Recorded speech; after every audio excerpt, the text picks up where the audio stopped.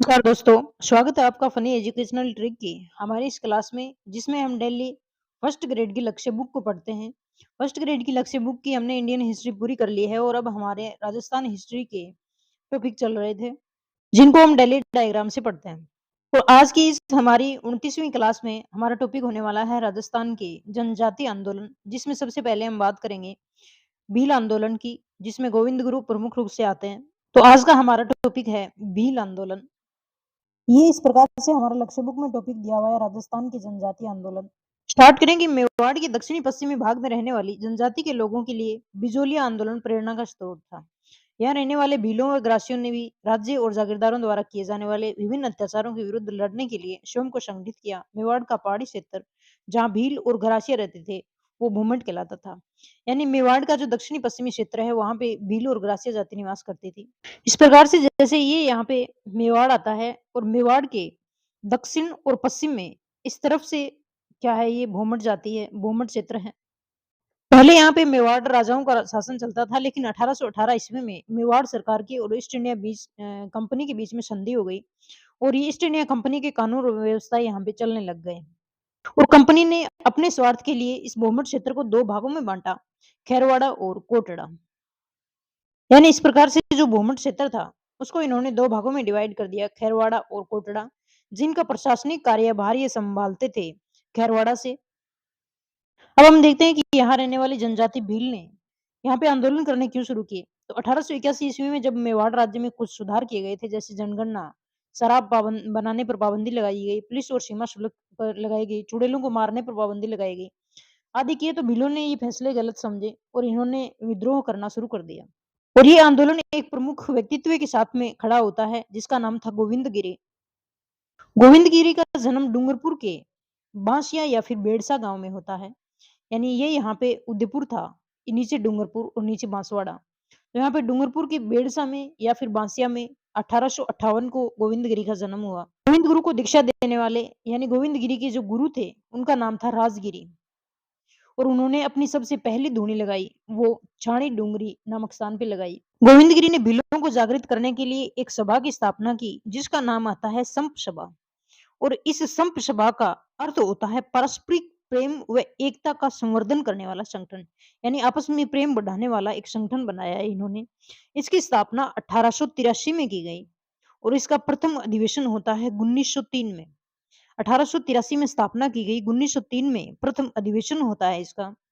अब गोविंद गुरु ने इस प्रकार से भीलों को जागृत कर दिया कि इन्होंने शराब बिक्री बंद कर दी, शराब पीनी भी बंद कर दी और यहाँ पे जो विदेशी कपड़े वगैरह आते थे, माल आता था, उसका भी इन्होंने बंद कर दिया उपयोग करना। तो गोविंद गुरु जहाँ भी ठहरते थे, वहाँ पे अपनी धूनी लगाते थे, ठीक है ना?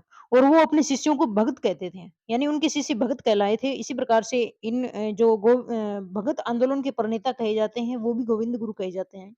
तब सरकार को गुस्सा आया और उन्होंने इनकी ध्वनियों को क्या है मिटाना शुरू कर दिया और विशेष करके डूंगरपुर राज्य के जो जागीरदार थे, अधिकारी थे, उसने जो गोविंद गिरी को डूंगरपुर छोड़ने के लिए एकदम बाध्य कर दिया था। अब बात आती है आगे जाकर 1908 की।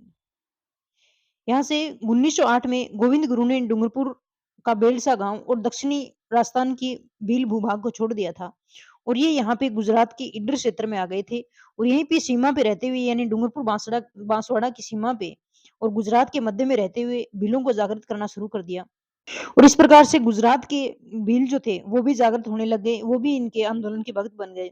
अब हम देखें कि भील विद्रोह के क्या-क्या कारण इस बुक में दिए हुए हैं। एक नंबर कारण ये आता है कि यहाँ पे वन उत्पादों को निःशुल्क उपभोग करने के अधिकार की समाप्ति कर दी थी। यानी भीलों को हम वन पुत्र कहते हैं क्योंकि ये वनों में रहने वाले हैं। वनों में रहेंगे तो ये जो भी वन उत्पाद होते हैं उन पे अपना हक जगाएँगे और या फिर उनमें उनका यूज़ तो करेंगे वहाँ रहेंगे तो, ठीक है ना? लेकिन जो ब्रिटिश सरकार है उसने इनको निःशुल्क देने से मना कर दिया था। यानी इन पे क्या देना पड़े कि कर देना पड़े। अगर आप जंगल की कोई भी चीज़ यूज़ कर रहे हो तो ब्रिटिश सरकार को पैसे दो। दूसरा यहाँ पे अंग्रेजों ने नवीन भू-राजस्व व्यवस्था लगा दी थी, यानी कभी अंग्रेज कौन-सा ही नियम लागू कर रहे हैं, कभी कौन-सा ही नियम लागू कर रहे हैं। इस प्रकार से ये जो खेती कर रहे हैं किसान, इन्होंने वन उपज करना तो बंद ही कर दिया था, ठीक है ना? तो ये क्या करेंगे मजबूरी में खेती करेंगे बेचारे। खेती करेंगे तो वही बात खेती करने पे जैसे किसानों को लूटा जाता था वैसे भीलों को भी लूटना शुरू कर दिया। फिर एक मुख्य रूप से जो भीलों में आक्रोश उत्पन्न हुआ वो थी दोषपूर्ण आबकारी नीति। यानी अभी तक भीलों को महुआ के फूलों से देसी शराब जिसे मावड़ी कहते थे बनाने की छूट थी। यानी ये लोग शराब बनाते थे, जो महुआ के फूल से शराब बनाते थे और उसको मावड़ी कहा जाता था।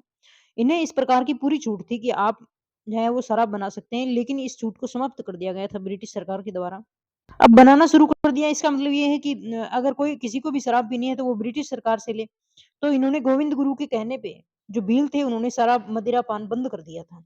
इसलिए इन्हें फ़ोर्स भी किया जाता था। बहुत से कारणों से ब्रिटिश सरकार के विरुद्ध हो गए थे भील लोग, ठीक है ना? अब हम बात करें कि गोविंदगिरी की। गोविंदगिरी 1908 में यहाँ से चले जाते हैं गुजरात की तरफ और 1910 में ये वापस आते हैं गुजरात से और आप आके अपनी धूनी लगाते हैं बेड़सा या फिर बांसिया में, वहीं पे जहाँ पे जन्म हुआ था। लेकिन अब की बार ये नष्ट करने जैसा कुछ भी नहीं छोड़ेंगे कि अंग्रेज आएँगे और धोनी को नष्ट करके चले जाएँगे। यहाँ पे ये भी अपनी तरफ से एक कोतवाल नियुक्त करते हैं और जो भील होते हैं वो भी संगठन बना के यहाँ पे सुरक्षा के लिए खड़े रहते हैं। और तब तक गोविंद जो गुरी गिरी थे, उन्होंने यहाँ पे डूंगरपुर बांसवाड़ा में तो भीलों को जगाया ही था, जबकि गुजरात के ईडर वगैरह क्षेत्र में यानी दक्षिण-पश्चिम राजस्थान में भी इन्होंने बहुत ज़्यादा क्रांति ला रही थी। 1913 में इन्हें गिरफ्तार भी किया गया, लेकिन बाद में इन्हें रिहा किया गया। गोविंदगिरी के जो भी अधिवेशन होते थे, वो मानगढ़ बांसवाड़ा में होते थे। मानगढ़ की पहाड़ी थी, बांसवाड़ा में वहाँ पे और इसी प्रकार का अधिवेशन एक बार 17 नवंबर 1913 को हो रहा था, मार्गशीर्ष पूर्णिमा को और यहाँ पे एक अंग्रेज अधिकारी आता है शटन मिस्टर सटन और यहाँ पे ये भीलों पे गोलीबारी करते हैं। जलियांवाला बाग से हत्याकांड से भी विवत्स घटना ये बोली जाती है भीलों की।